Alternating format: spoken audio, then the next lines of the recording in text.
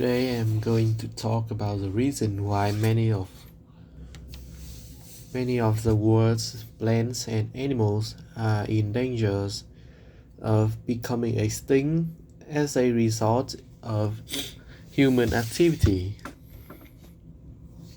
Species like the tiger, the mountain gorilla, and rhinoceros, and the giant panda could all disappear, along with many other animals. Similarly, numerous plants are vanishing from the earth. The question is, why? Over the centuries, millions of animal and plant species have disappeared. Most of these species become extinct due to natural causes such as climate change. Today, however, species are less likely to become extinct due to natural causes and are more endangered by human activity. Let's examine in some ways human activity causes plants and animals to become endangered. The single most important reason is the destruction of or pollution of their habitats. Most animals and plants are adapted to live in a very specific environment, the habitat where they thrive. They could not survive if they lose the specific habitat they are adapted to. For example, a fish lives only underwater. There are many ways that human activity destroys habitats. For instance, forests, grasslands, and deserts provide habitats for many plants and animals. We clear these habitats to make areas for people to live and work in. Farmers clear land to grow crops, and we empty water from wetlands like swamps. We build dams across rivers to provide water for farming or to produce electricity. All this activity resulted in the destruction of the specific habitats that many plants and animals need to survive.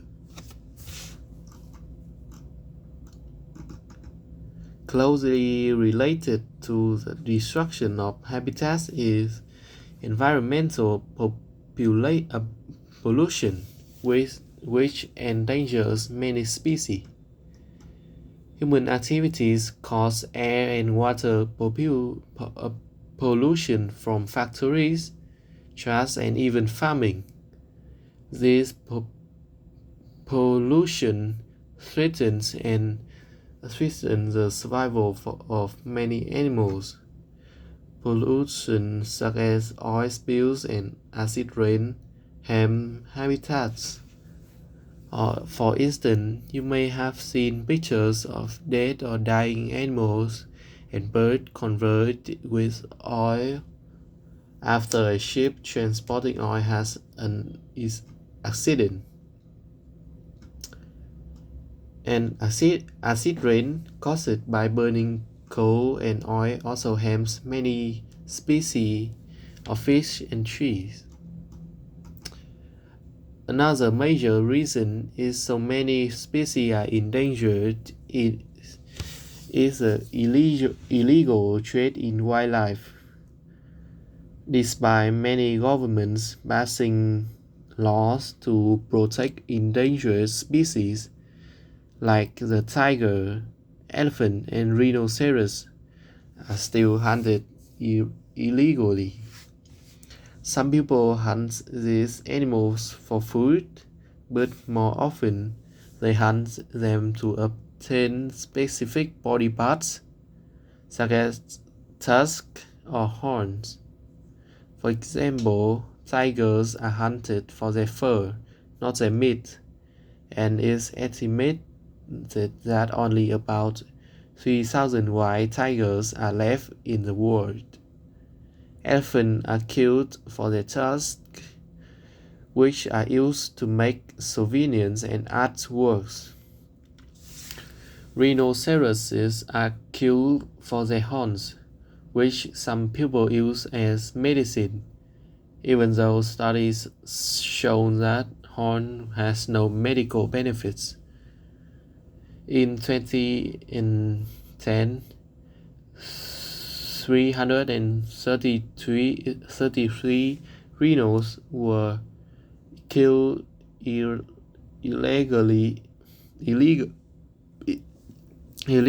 in South Africa alone, a significant increase from just 30 rhinos 3 years earlier.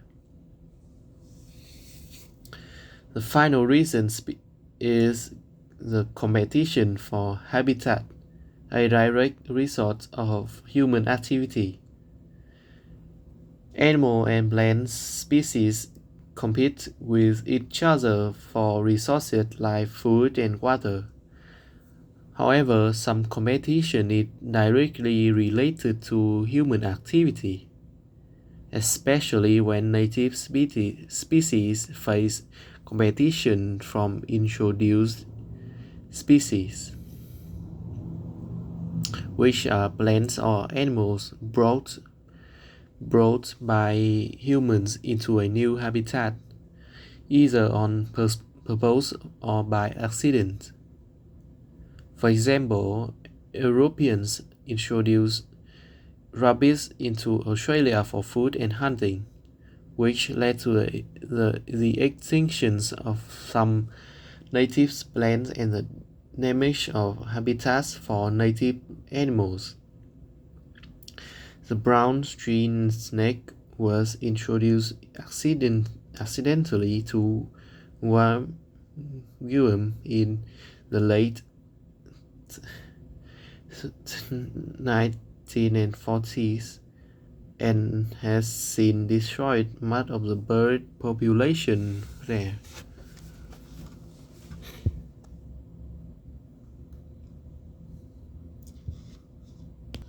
So, in summary, the relationship of all living plants and animals is complex, and the destruction of one species can threaten the survival of others. As human beings are part of the natural world, we must protect endangered plants and animals to ensure we don't become an endangered species in the future.